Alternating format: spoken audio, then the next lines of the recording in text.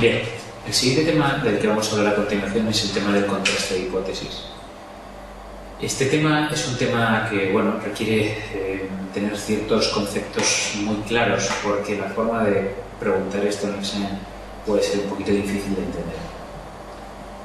Cuando hablamos de contraste de hipótesis, hablamos de la probabilidad de que un resultado obtenido en un estudio sea o no asumible o compatible por el azar. Nosotros siempre en un estudio partimos de lo que se llama hipótesis nula o H0. Supongamos que hacemos un ensayo clínico en pacientes hipertensos a los que les damos bien un IECA o bien un beta bloqueante para reducir dicha tensión arterial. Si yo quiero observar, por ejemplo, si un fármaco reduce más la tensión que otro, estaré hablando de la hipótesis alternativa. Por tanto, en el contraste de hipótesis siempre se parte de la hipótesis nula, de H0, e intentamos demostrar la hipótesis alternativa, o H1. En el ejemplo que yo he propuesto, H0 sería: no hay diferencias en la reducción de la tensión arterial con los IECAs ni con los beta bloqueantes. Bien, lo lógico es que cuando hacemos un estudio en un grupo de pacientes hipertensos, tengamos, por ejemplo, que la reducción de la tensión arterial sistólica en el grupo de los IECAs sea de 15 milímetros de mercurio y en el grupo de los beta bloqueantes sea de 12 milímetros de mercurio. La pregunta es esta diferencia 15-12 milímetros de mercurio una diferencia real?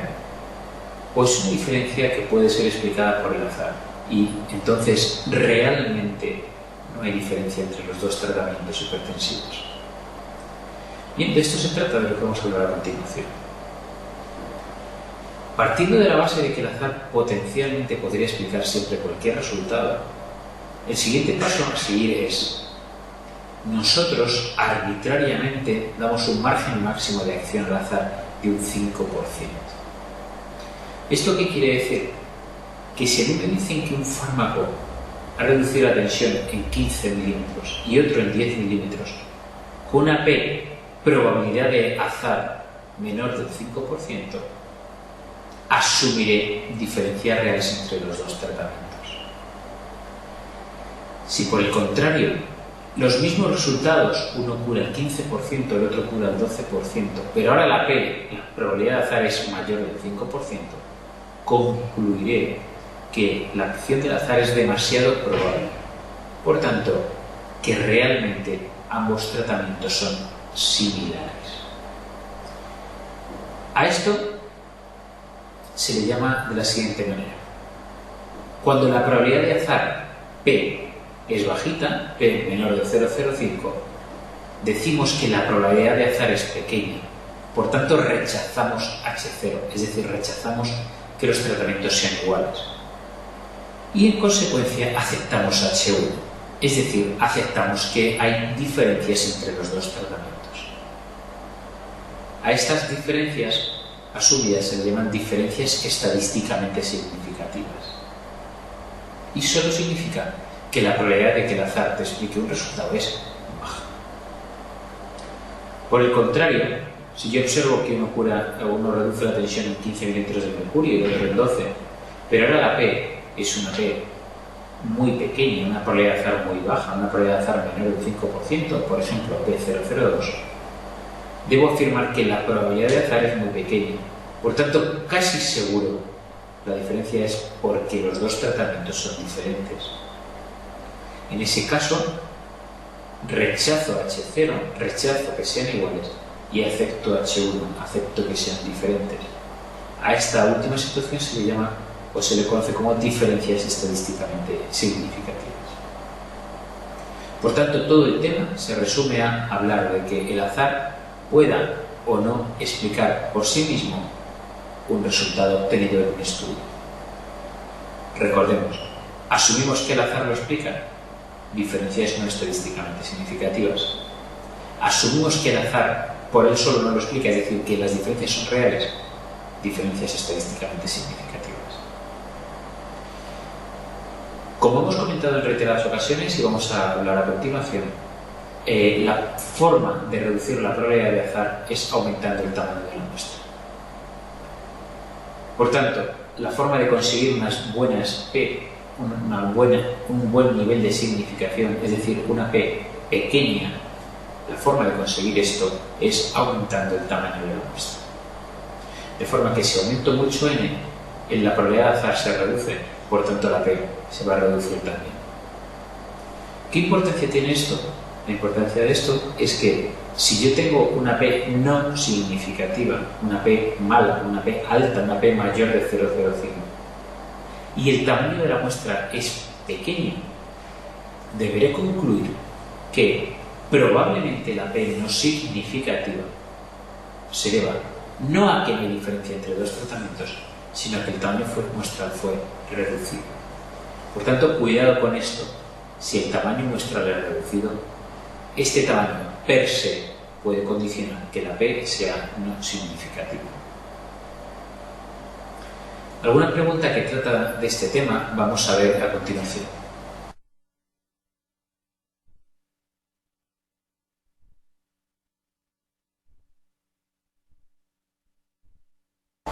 La pregunta número 20 trata sobre este tema y nos dice que cuál es falsa de entre varias opciones sobre el grado de significación estadística, sabiendo que, como hemos dicho, el grado de significación estadística es la P, es decir, la probabilidad de que el azar explique el resultado. Insisto, pregunta sobre la opción incorrecta. Dice la opción número 1, en algunos casos se puede calcular mediante la T de Student. Y la 2 dice, se calcula mediante las pruebas de contraste de hipótesis. Las dos opciones son lo mismo, es decir, uno de los tipos de contraste de hipótesis es el test estadístico de la T de Student. De esto hablaremos a continuación. ¿Qué quiere decir esto?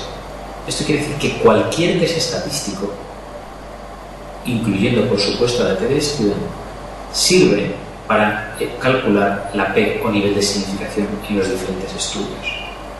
Por tanto, la 1 y la 2 son correctas. La opción 3 nos dice que indica la probabilidad de que el azar explique una diferencia observada. Y en efecto, esto ya hemos dicho que sí es, así es. De forma que si la P es pequeña, asumimos una probabilidad de azar baja, aceptamos la diferencia. Por tanto, mientras que si la P es alta, asumimos una probabilidad de azar alta, por tanto, diferencias compatibles con el azar.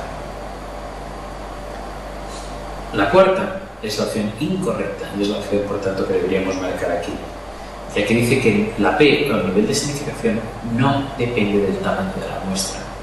Hemos dicho antes que claramente sí que depende, de forma que la probabilidad de azar, es decir, la P, será tanto menor cuanto mayor sea el tamaño de la muestra.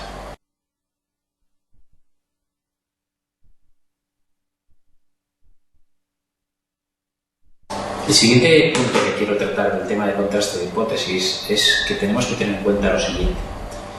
Hay dos posibles situaciones. Una, por una parte, entre dos opciones puede o no haber diferencias reales, es decir, tendríamos realmente H0 cierta, realmente H1 cierta, y por otra parte, frente a esto tendríamos el resultado de mi test estadístico, que me podrá decir H0 cierta o H1 cierta.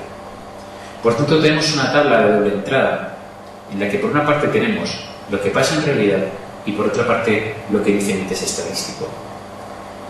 Cuando comparo el resultado de la realidad con el resultado de mi test estadístico, cuando comparo ambos conceptos, tengo cuatro situaciones diferentes posibles. La primera es aquella situación en la que realmente no hay diferencias y yo, sin embargo, afirmo que sí que las hay. Si realmente no hay diferencias y yo afirmo que sí que las hay, estoy cometiendo un error. Y a este error se le llama error tipo 1 o sinónimo alfa. Como ya se ha comentado en la anterior charla, el error alfa o tipo 1 es el equivalente al nivel de significación. Por tanto, el error alfa es una probabilidad de azar y por tanto va a ser tanto más bajo, es decir, tanto mejor, cuanto mayor sea el tamaño de la muestra. Cuando me dicen que la P ha sido menor del 5%, me están diciendo que la probabilidad de error alfa, la probabilidad de azar, ha sido menor del 5%. Por otra parte, puedo tener otro error, Otro error que cometo cuando realmente sí hay diferencias y yo erróneamente digo que no las hay. En el ejemplo que yo proponía antes, si sí hay diferencias entre el IECA y el otabloqueante, y yo sin embargo digo que no las hay, estoy cometiendo un error tipo 2 o beta. Este error es otra forma diferente de error aleatorio, por tanto también está influido por el tamaño de la muestra, de forma que cuanto mayor sea la muestra, menor va a ser la probabilidad de error beta. O sea, alfa y beta, los dos tipos de errores, se reducen cuando aumenta el tamaño muestral. Otra situación que tiene nombre y apellido en este contexto es el poder o potencia del test. El poder o potencia del test se refiere a la probabilidad de encontrar diferencias cuando realmente éstas existen. Sería por tanto el complementario de beta. Nosotros diremos que el alfa máximo admisible es un 5%, ya que decíamos que la P máxima era 0,05. Bien, pues también debemos decir que un beta máximo admisible es un 20%. En consecuencia, es deseable al menos una potencia del 80%. La potencia también va a depender del tamaño muestral, de forma que cuanto mayor sea el tamaño de la muestra, mayor va a ser la potencia del test estadístico. Hagamos ahora algunas preguntas que tratan de este tema.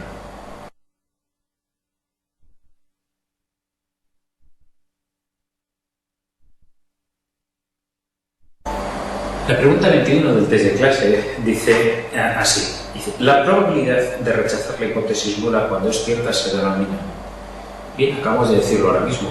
Estamos hablando de que realmente no hay diferencias y sin embargo nosotros decimos que sí que las hay. Es decir, la hipótesis nula es cierta, no hay diferencias y nosotros la rechazamos, decimos que sí que la hay. Eso es el error alfa o tipo 1. Por tanto, la opción correcta, que es la opción 1. La siguiente pregunta, la pregunta 22, también trata de este tema.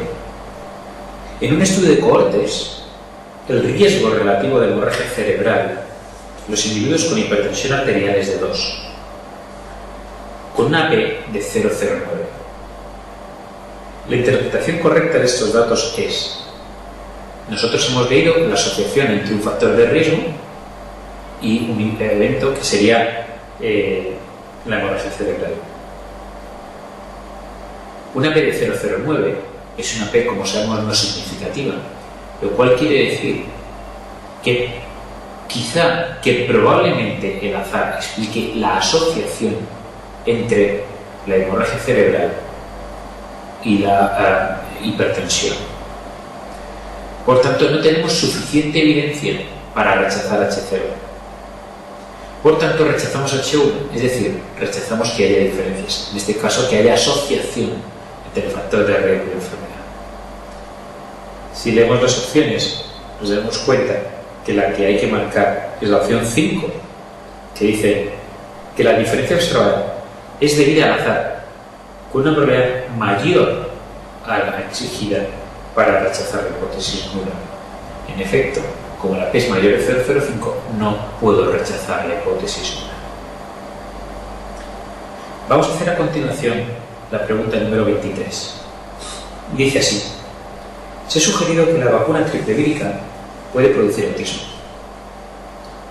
Se realiza en Dinamarca un estudio retrospectivo seleccionando a los niños de forma que de 537.000 niños nacidos en los años del estudio, 440.000 se vacunaron y se identificaron 316 niños con autismo y 422 con trastornos diferentes al autismo. Y los autores concluyen que este estudio proporciona prueba en contra de la hipótesis de que la vacuna causa autismo. En contra de que la vacuna causa autismo. Es decir, esto quiere decir que la P obtenida en el estudio ha sido una P no significativa. Si hubiera sido significativa, sí que podríamos decir que hay asociación entre la vacuna y el autismo. Como no tenemos dicha asociación, como tenemos pruebas en contra de dicha asociación, asumimos una P no significativa. Como hemos dicho, una P no significativa siempre nos debe hacer pensar en lo siguiente. 1. En efecto, no hay asociación entre vacuna y autismo. 2, sí que la hay, pero el tamaño muestral pequeño justifica que no la encuentre.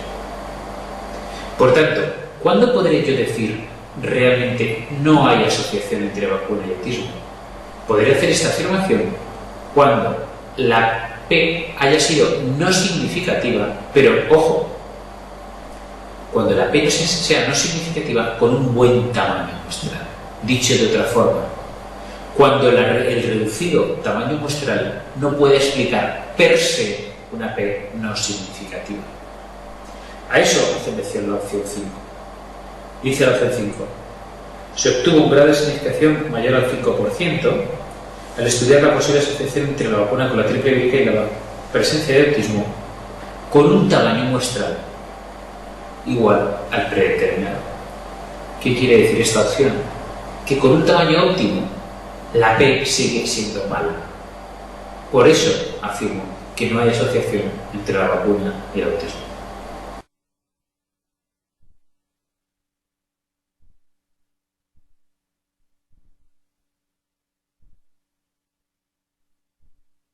La siguiente pregunta que vamos a hacer a continuación es la pregunta 24. Dice así: en un estudio longitudinal cuasi experimental, los resultados observados en un grupo que ha recibido un tratamiento para el dolor lumbar crónico inespecífico son mejores que los de un grupo que ha sido tratado con placebo, en este caso P menor a 0,03. Ya sabemos lo primero y más importante. P menor a 0,03 es una P menor de 0,05 y en consecuencia quiere decir que la probabilidad de que el azar explique el resultado es baja. Por tanto, la probabilidad de que las diferencias entre los dos tratamientos para el dolor lumbar crónico, la probabilidad de que dichas diferencias en la eficacia de tratamientos sea real, es una probabilidad alta. Por tanto, rechazo H0 y aceptaré H1. Es decir, afirmo diferencia estadísticamente significativa.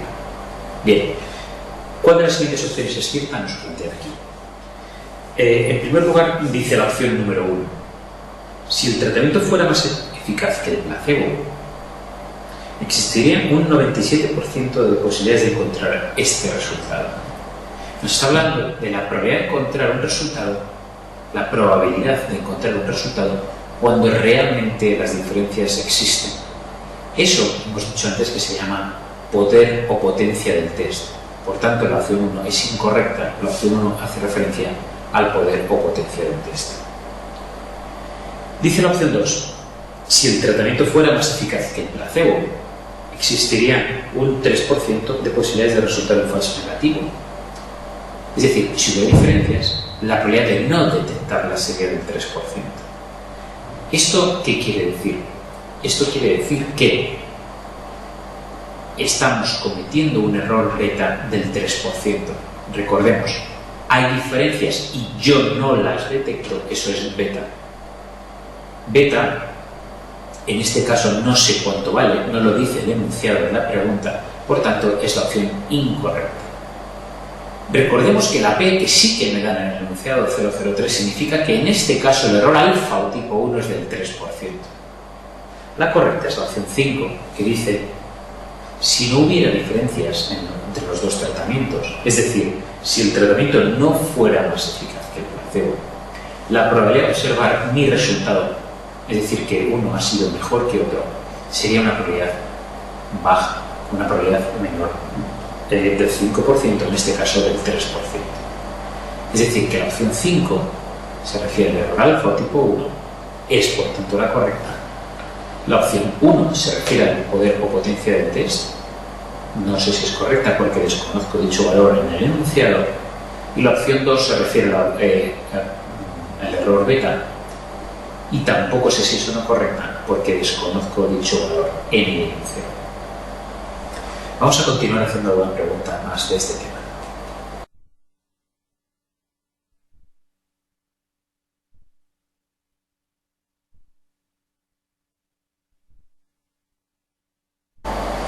Vamos a hacer a continuación la pregunta 25.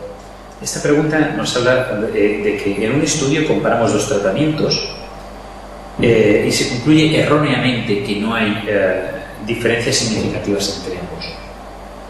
Decimos que no hay diferencias, pero esto es mentira. Concluimos erróneamente que no hay diferencias. Es decir, que sí que las hay. y yo digo que no las he encontrado, esto es un error tipo 2 o beta. La pregunta es, ¿cuál de los siguientes no es una justificación para cometer un error tipo 2 o beta?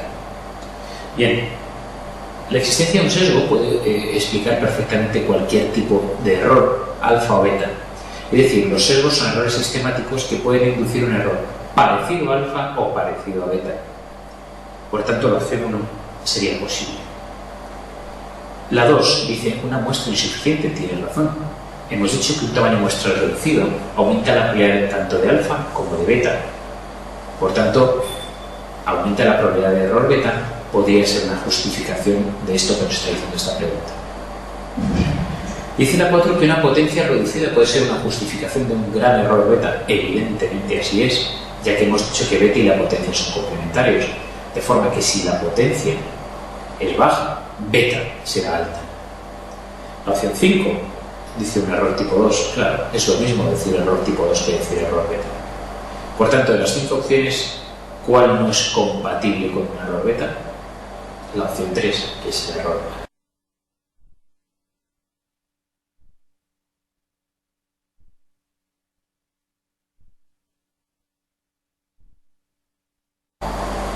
Hagamos a continuación la pregunta 27.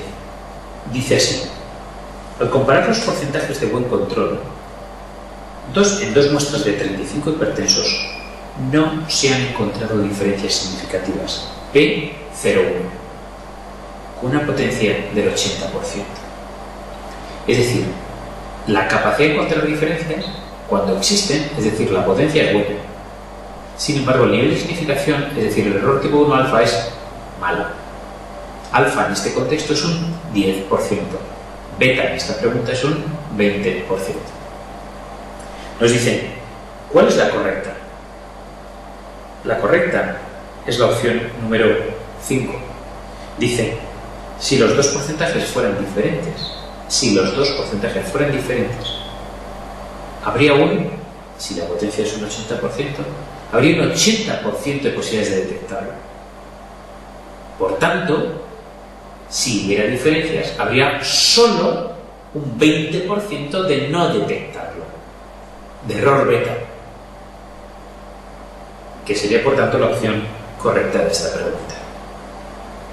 Dice la opción 2, si los porcentajes fueran iguales, existe un 20% de posibilidades de observar ese resultado. Esto es incorrecto, cuidado.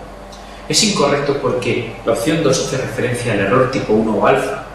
Por tanto, la 2 sería correcta si dijera, si los porcentajes de los dos grupos fueran iguales, existe un 10% P01 de posibilidades de observar este resultado. Más preguntas de este tema interesantes vamos a hacer a continuación.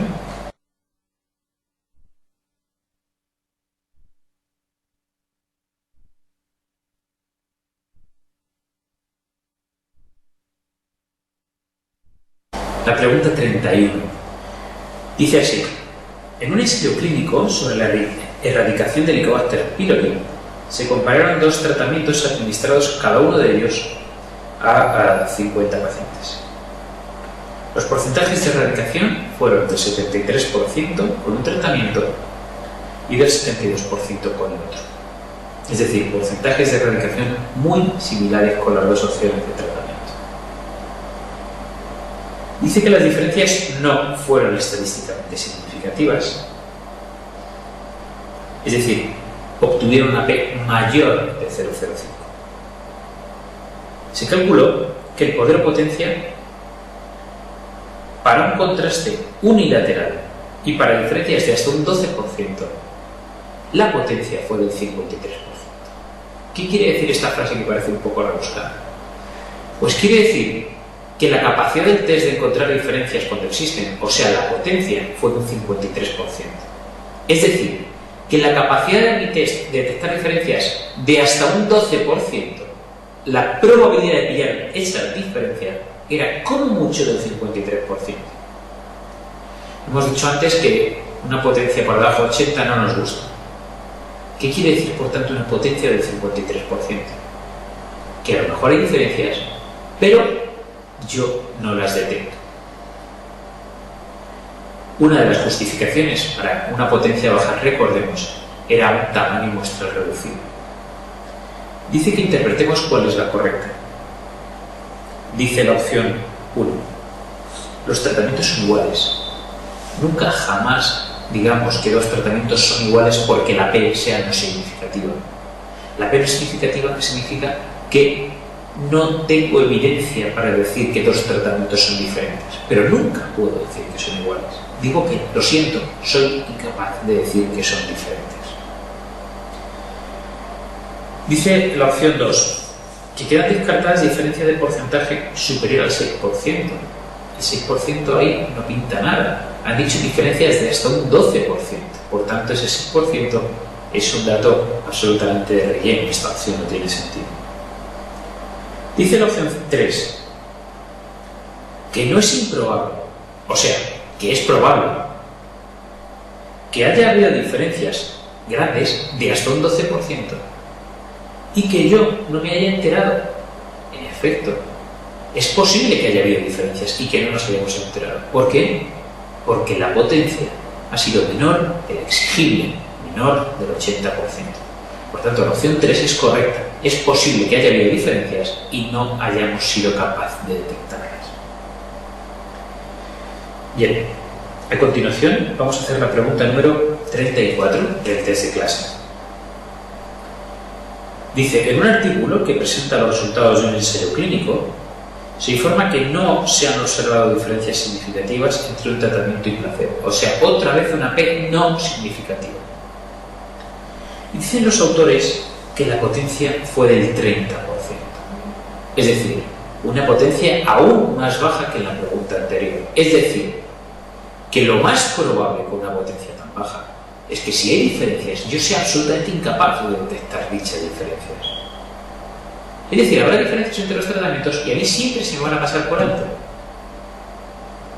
¿Cómo vamos a conseguir la mejor potencia? Lo hemos dicho antes, aumentando el tamaño de la muestra. Bien, dice la 34, la pregunta 34. ¿Cuál es la afirmación correcta? La opción correcta es la opción número 5.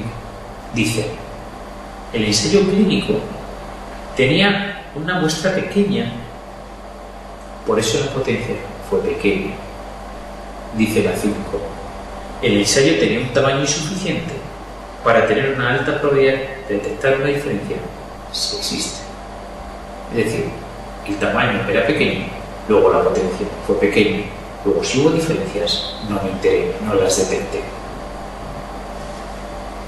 Dice la opción 2, que es por tanto incorrecta, ya que la correcta es la 5, como hemos dicho.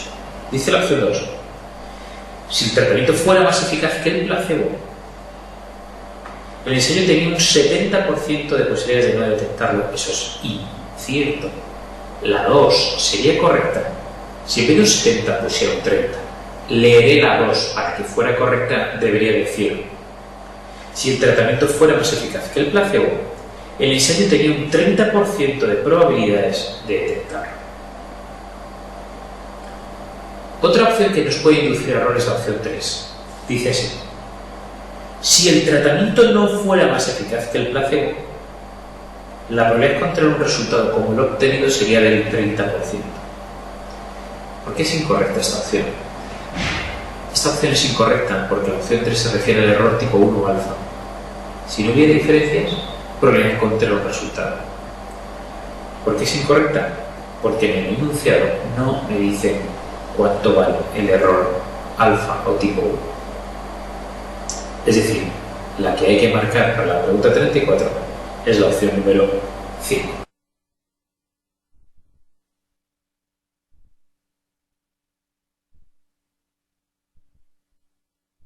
La pregunta que vamos a hacer a continuación es una pregunta absolutamente típica y frecuente en el examen. Dice así la pregunta número 37. En un ensayo clínico aleatorizado, compara un nuevo fármaco antihipertensivo respecto a un tratamiento estándar. Se observa una diferencia significativa a favor del nuevo tratamiento. con una P menor de 0,05.